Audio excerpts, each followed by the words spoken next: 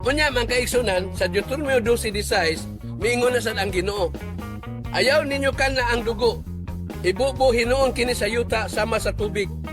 Unya iya pa yung gipakapinan. Ayaw ninyo kan ang dugo.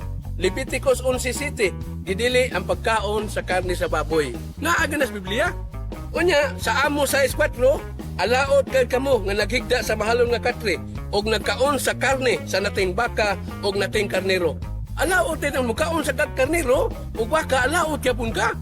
Nya niingon na lang ang Ginoo, makaon ninyo kini ang timos, apan-apan ug dulon. Ipakaon na inong timos. Unsa man kamo kuno makaigsunan? Kaning Dios ni lukay-lukay. Ipakaon namang timos, apan-apan ug dulon. Nya di ta pakan og baka, di ta pakan og karnero, di ta pakan og baboy. Di ta pakan og dugo-dugo.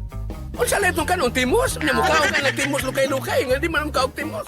Ay mo bang buhot kay di ka mo nagpakaon ako. Hawla! Mauna makaigsunan, nga kini sila makaigsunan, ilang imater pa nila ang Biblia, nindot no kayo. Nindot ang pakanon tag timos. Unsa naman tao kalukay-lukay? Leviticus 11:22 mingon ang Ginoo, makaon ninyo kini timos, apan-apan ug dolon. Wala ikalukay-lukay kaon na lang subos Ginoo. May pangyawa kay mukaon pangyawa og fresh chicken. Kay nahimo nang bitin ang yawa, gisilutan mas Ginoo. Magkaon ka ng abog, gisilutan Ginoo. Pero ang gikaon fresh chicken. Di mo supak ang ginambitin. Kay kini Ginoo pataka man sa tabi lima kay ipakaos ang abog. May bakal ng Ginoo, ang bitin pakaon nimo abog. Ningon sa tong yawa, di ko anoy. Ara ko fresh chicken. Akalang pangyawa kay fresh chicken man. Lukay-lukay kay timos na may pagkaon. Basta lang paita. Maon na lukay-lukay, magtuon yung kani. Kay kining Biblia lukay-lukay, niya din ni ang tanan. Unya ningon ang Ginoo sa Mateo 10:34. Dili kalinaw ang akong gidala, kundili espada. Magbangi ang mga amahan batok sa iyang mga anak nga lalaki, ug magbangi ang inahan batok sa iyang nga anak nga babae. Klaro kayo ang tuyo dos Ginoo magkabangi. Kay ngano magkabangi man? Kay og pulos ko siya maayo iyang kun unsa may itambog ni simpirno. Maningkamot yun ang Ginoo nga magkabangi mo. Kamo supa ko kay unsa may itambog dito sa impierno og pulos lang mo butan. Ningon ra ba Ginoo jutay ra kayong malangit. Hawla! Deuteronomy City ang labing jutay yun. Mo nang paningkamot yung kalukala ang Ginoo, naningkamot yun ni mga kaigsunan, naningkamot yung Ginoo nga jutay na kayo malangit. Unya kay purti man daghana si lukay-lukay grupo.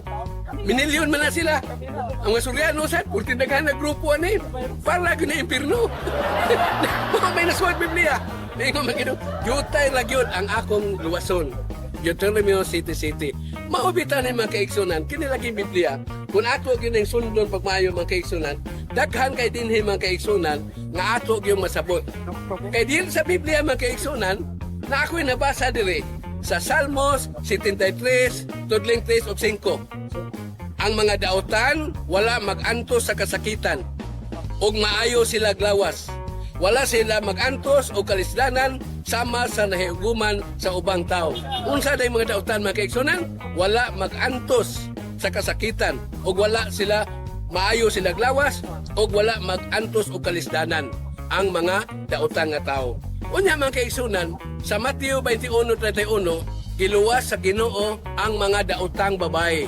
Sa Josue 6:17 si Rahab ang daotang babae giluwas niya pus Ginoo. Sa tuod pa nga mga kaigsunan, kini day mga burikat kulon mo ni champion mo ni mag-una to langit. Kay naamas Mateo 21:21 na sila lukay-lukay at tumtaw ng impierno, luoy kay ni. Maobita mga kaigsunan, sa Job 12:6 ang mga makasasala nagpuyo sa kalinaw. Bisag ang ilang Diyos, maulamang ang kaupilingon nilang kusog. Mauna among kusog mga kaigsunan. Kini among Diyos, gitawag nila mo kusog kana kinaiyahan. Mauna lukay-lukay. Di ka mo tuos among Diyos, iti sa kanako. Daghang salamat. Ang mga